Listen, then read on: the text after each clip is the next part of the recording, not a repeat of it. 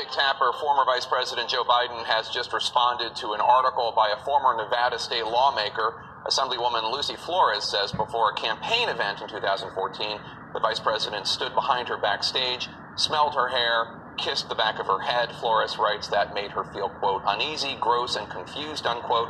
In a statement out just moments ago, the former vice president says he's given countless handshakes and hugs on the campaign trail, quote, and quote, not once, never did I believe I acted inappropriately. If it is suggested I did so, I will listen respectfully, but it was never my intention, unquote. Joining me now is former Nevada state lawmaker Lucy Flores.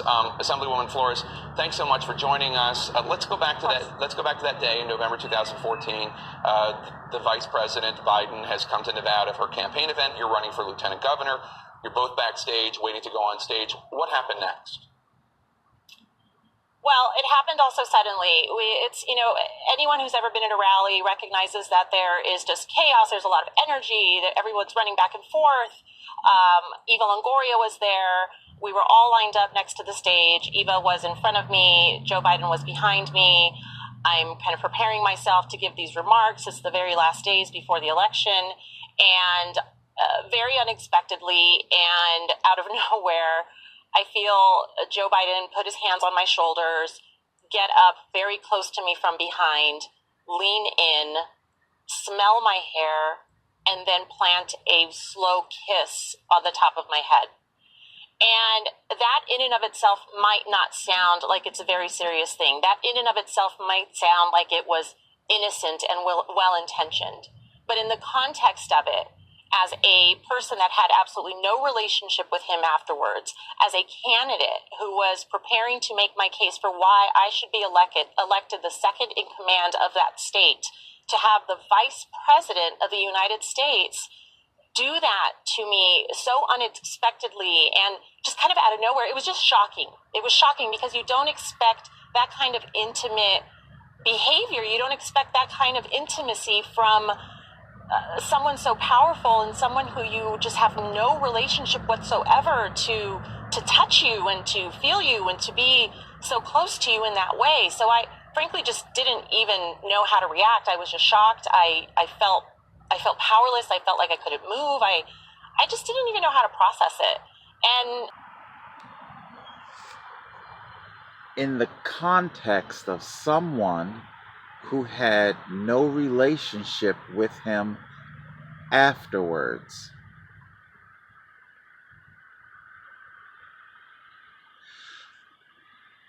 Correct me if I'm wrong, but I think that's more than a Freudian slip. I think you just indicted yourself. Are you saying that this person whom you're claiming made you feel uncomfortable? I don't want to put words in this lady's mouth. She's not, I don't think she's calling it a sexual assault. Inappropriate, she's saying that Vice President Joe Biden was inappropriate with her. And you're saying, though, in your comments that you didn't have a relationship later on with the vice president. And I see that you are a former lawmaker, and you are vying to be lieutenant governor. Now, I haven't checked Lucy Flores, I believe her name is. I haven't checked Miss Flores's a bio record. I don't know how successful she was in her bids to, in her political aspirations. But from her own admissions, it would sound an awful lot like she wasn't very successful at all. If anything, it's sounding more to me like Papa Joe didn't give you everything that you wanted. And I'm not saying that in like a snarky sexual innuendo way. I mean literally, the Obama Biden star power didn't give her, didn't make all of her political dreams come true. Kind of like I was saying with a lot of these women who are highly obscure and who decloak after decades, although hers wasn't decades old, to be fair. But it was a few years ago that she said this happened. I'm going to get to my particular understanding of the veracity of her claim in just a moment. And I don't think that she's 100% bullshit. However, I think any kind of violation here is millennial, literally, like thousands of years old in the gender rolling of society. So, but this woman, she appears to have indicted herself that she she said it herself that she didn't have a relationship with the vice president later on in life. Why would you want to have a relationship with the person whom you're claiming made you feel uncomfortable, inappropriate? Okay. I really don't want to get into my own particular story, because when I do, I end up basically fucking just damaged for the rest of the fucking day, and quite possibly even tomorrow. And I would like to get out of the tent and get on the bike and ride up the highway here and go to the market. So I won't talk too much about what happened to me. But I can tell you right now, I would not ever want to have any kind of relationship with that person fucking ever. I mean, it would be all I could do to not bury my machete in their chest were I to ever be within arm's reach of the monster. Yeah, I don't want a relationship with that person. Okay.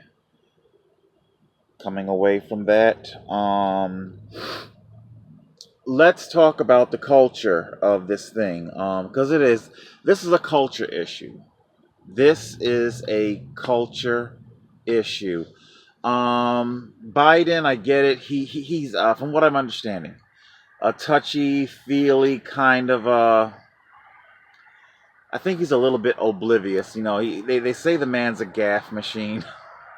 He's a gaffe machine, and I don't know. I suppose a person could say that means that he is earnest. You know, he simply puts it out there the way he sees it. I am a person that can definitely appreciate and value honesty. I'm going to tell you a story about some inappropriate touching from my own past. However, I would not go so far as to say that this was a sexual assault. When I was a teen in high school, there was a guidance counselor. I have long forgotten his name. White guy, but I remember he was. I think he was short, because I'm tall. You know, I was almost 6 feet. By the time I was in, 10th grade or whatever. And, but I think he was kind of short. He was like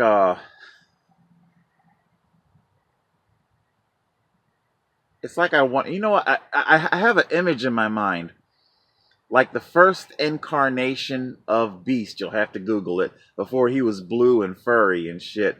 He was just short and stout and muscular. And from what I understand, he did a lot of football. He never became pro though. Anyway, So, short, muscular, stout, whatnot, guidance counselor. He coached, I think. I think he coaches a couple of sports, whatever it is, right? Anyway, a lot of us students did have the same,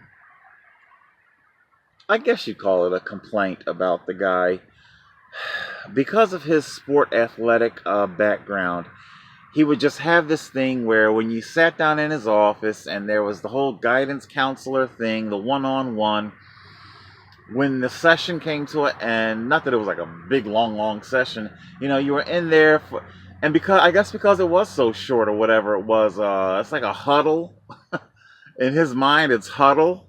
And when you break from the huddle, what do you see the guys doing? They pat each other's ass and shit. And yeah, this dude, this guidance counselor, he did it to boys and girls. He just had this thing where he would just kind of pat your butt, and as you went out the door. And yeah, I guess it was inappropriate. It was a complaint. I definitely would have much rather him not fucking touch me. I guess the other students felt the same way. This was not a sexual assault. Looking back with my adult mind, I seriously doubt I would have ruined this, that this man's life should have been ruined with charge, indictment, prison sentence, all because of a muscle memory, knee-jerk reaction. Because you could tell it's muscle memory, all right, we got our plan together here, okay, break, go, pat the ass, and I don't know. Did anybody ever speak to him about it or whatever? Whatever. The point that I'm making is that we're going to have to exercise our critical thinking and our deductive reasoning. And I'm saying all this because talking about the culture, it is true. Now, I will give Miss Flores this amount of credit. Men... I say this because I was sitting here thinking what's my case here? What's my point? Women want to be equal. They want to be treated equal, paid equal, everything equal. I really do wonder if our women, if our women's lib, if our Me Too's, if they really understand what it is that they're asking the genie for. Genies are notorious for giving you exactly what you ask for, no more, no less. How I would like to see like a type of independent movie, although my God, it would be slammed and destroyed. It wouldn't make it to the indie film festival. It would be destroyed. It'd be seen as misogyny through and through. But it'd be interesting to see a movie made where a woman wakes up in a world where she is completely equal to a man in all regards. Not that she's physically turned into a man, but just equal to a man. And however, the things in society that she may have been oblivious and unaware that she had been using as a crutch to get by, that she wasn't aware of, these crutches are also gone. So the misogyny is gone, but also the crutches that she didn't even realize that she used on a daily basis. She now wakes up, realizes what's happened, decides to go to work, opens up her closet, and in it are clothing that probably look like something a Catholic nun would wear. Remember, ladies, men dress conservatively in the corporate world. They don't dress to sexually titillate or titillize. Now, okay, if you want to say, I'm not dressing to sexually attract anybody, okay, fine. Then if indeed you're not dressing to sexually attract anybody, then you won't mind giving up those clothes. You won't mind wearing flat shoes. I had an aunt. She used to say to her daughters, Because they talk about wanting to get men and whatnot. I'm looking for a husband, Mom. That's what they'd say to her. And she would tell them, well, I'll tell you right now, if you want a husband, the first thing you're going to want to do is learn to wear high heels. She used to say a man ain't going to want you unless you can wear a heel. So in her southern way, my aunt was saying, high heels, they do indeed greatly accentuate a woman's figure and her legs, making them very sexy and very desirable. Literally, even my gay ass can see this. I once had somebody point out to me that you can take the most busted junker in a junkyard, but if you put like $1,000 mag wheels on it, the car looks that much better. Looks like fucking, like, yeah, like, hey, maybe I will, spend several thousand for, it's a piece of shit with mag wheels on. Yeah, you can take a frumpy, dumpy woman, maybe overweight by whomever standard, but slip her into 4-inch heels, and suddenly she becomes that much more desirable. Although, granted, beauty's in the eye of the beholder and all that jazz. But, yeah, and of course, no makeup. Her her blouse must have a collar. Not necessarily that she has to wear a tie, but it has to be buttoned and come no farther than her clout. Like I say, a lot of Catholic nun stuff. So you are now at your corporate job and you have to perform, and so if you're on your meeting and you need a few of your male co-workers, a lot of women, whether they're aware of it or not aware of it, maybe some of these men would sign on to her project. Maybe she could allocate funding for her project, and whether she's aware of it or not, maybe it was just simply her killer rack that got a man to do that.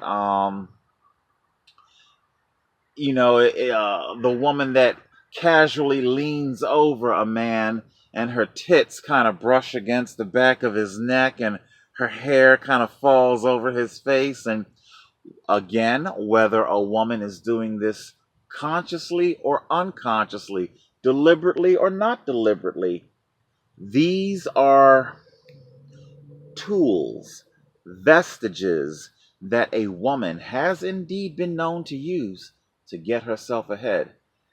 How would you fare in the man's world if you didn't have these things anymore? So, okay, you want this equality, but just remember, it's a package deal. Do you really want to be treated like a man? Because, let's put it to you like this. During the Great Depression, or if you don't even want to go back that far,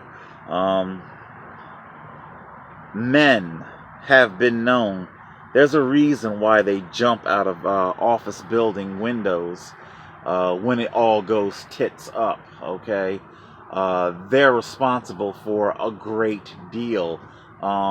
They don't have the option of breaking down into tears and needing somebody to, oh, I made a mess of it all. They don't have that option. So, anyway, what kind of time have I got here? All right, so yeah, I do agree that Biden, his age, he comes from an era. We've all, maybe you've seen the movie Tootsie, touch, feel, although Tootsie, that was inappropriate kiss, dare I even say a sexual assault, but I'm sorry, you're going to have to give me more than Joe Biden touched my shoulders and kissed me on the top of my head, because I can tell you right now, there are fathers all across the world who are doing that to their daughters of various ages right now, and they're not going to stop. They come home from work, oh, hey, sweetheart, they bend over, they kiss them on the top of the head, the forehead, the whatever. I'm sorry, but what you're describing sounds more fatherly. If anything, maybe Joe Biden was guilty of condescending, a type of condescending version of misogyny. Because it's true. Would he have kissed a male candidate on the top of his head? You know? Um, so he was. It sounds to me like he was just trying to be supportive, encouraging, giving you the girding, the emotional support that so many women are raised to feel like they need. Women are indeed bred and psychologically engineered to constantly need a man to validate their entire fucking existence. I could still go off on that. But yeah, I'm sorry. You're going to need more than just simply old Grandpa Joe gave me a kiss on the top of my head. Okay, you're going to need more than that. Didn't I say it, guys? They're gonna come for Joe. Joe is the front runner. Hasn't even launched yet. What time have I got here? I got plenty of time. This ridiculousness with Miss Flores, in my opinion, is not what Vice President Biden should be concerned about. Joe.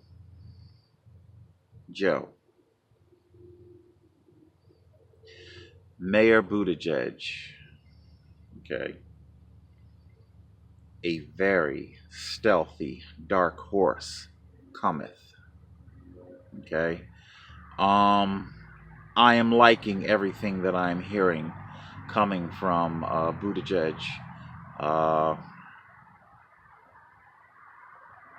Definitely. I said that he had an analytical mind, and sure enough, my statement was started to be echoed in the news by he's being called the intellectual candidate. I am getting more from him than just simply Trump is a terrible president. I'll put it to you guys. I'll put it to you like this. Guys. There are a number of candidates already that I have pretty much brushed aside. I don't think I'll be considering. I mean, they can always come back. They can always say or do something that might, resurrect their campaign in my eyes. But Warren, Sanders, O'Rourke, these are activists. Booker, I'm sorry, Corey, everybody is calling you gay in the comment sections, man. Look, I believe a person should come out in their own time, in their own way. But if you're trying to be president, then you're going to need to be... Look, I'm not going to call you gay or whatever your deal is, but anyway, point is, Booker, he's out the running as far as I'm concerned. I just don't find him to be honest enough. He's not honest with himself. That's the distinction that I'll make. I don't think Cory Booker is dishonest to the American people, but I just don't think he's honest with himself. But yeah, an activist. Warren, she's, podium activist. Sanders, activist. Activists, excuse me, we need them. We need our activists. I'm an activist. We need our activists, but an activist is not a president. There's a difference. So Kamala Harris, she still has my interest. I'm still looking to hear more from Kamala Harris. She is talking about putting $400 or $500 in people's pockets. I want to hear more about how you're going to pay for that.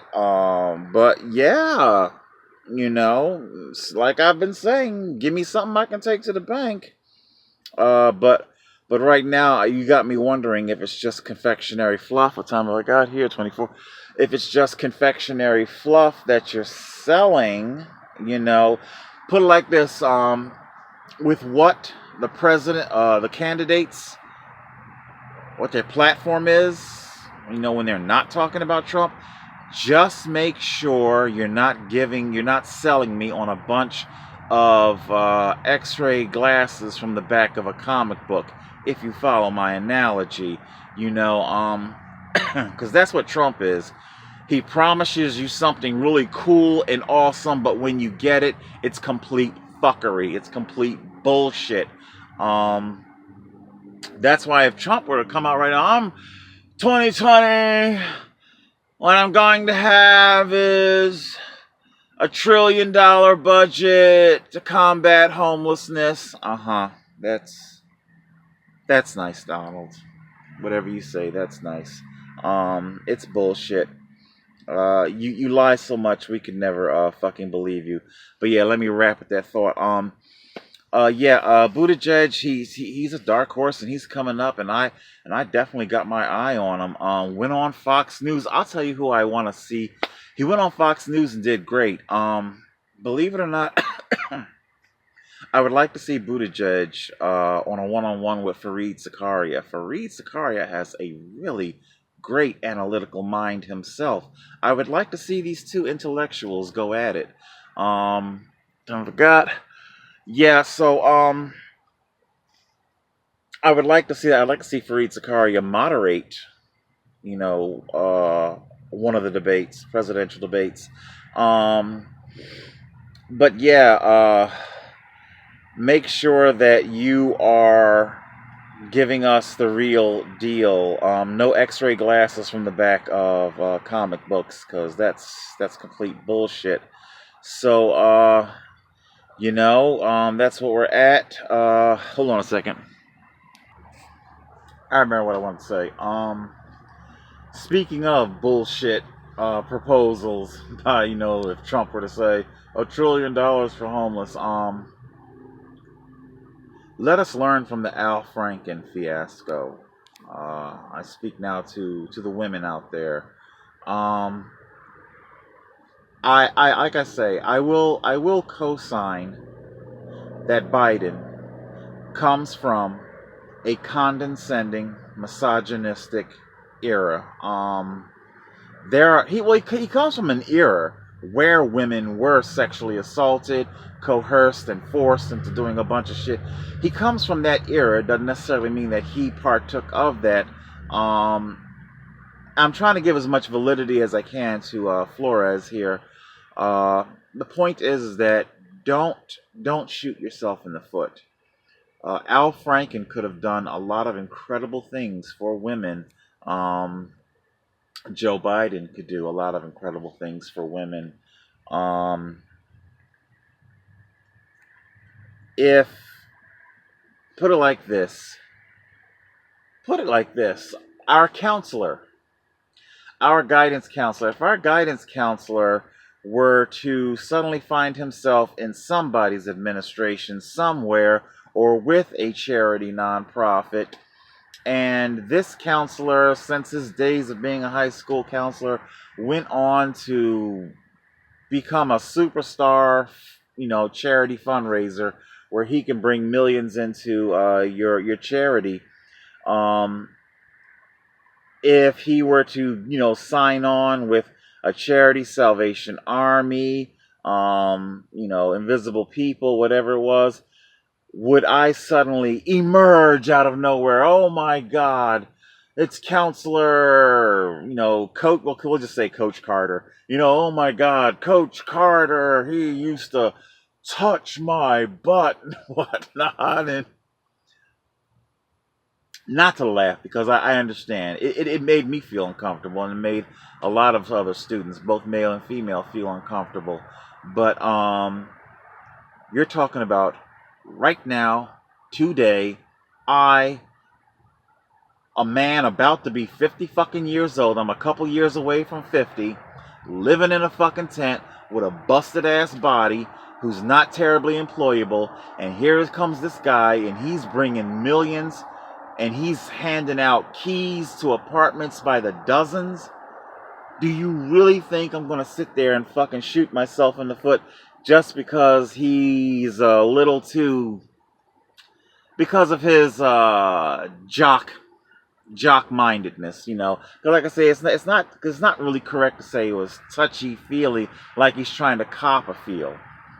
That's what I'm trying to say. It's not that he was looking to cop a feel. He was just very jock minded. Women, don't shoot yourself in the foot. And I'm saying all this because, like I say, I'm not. Biden had my vote just about locked down, but between Buttigieg and Kamala Harris, and I don't know. I'll keep my eye out for maybe a couple of others, but a lot of them I've already pretty much dismissed. All right, that's it. People, be watchful, be mindful, think for yourself. Do not let the media do it for you. Total Control, 871.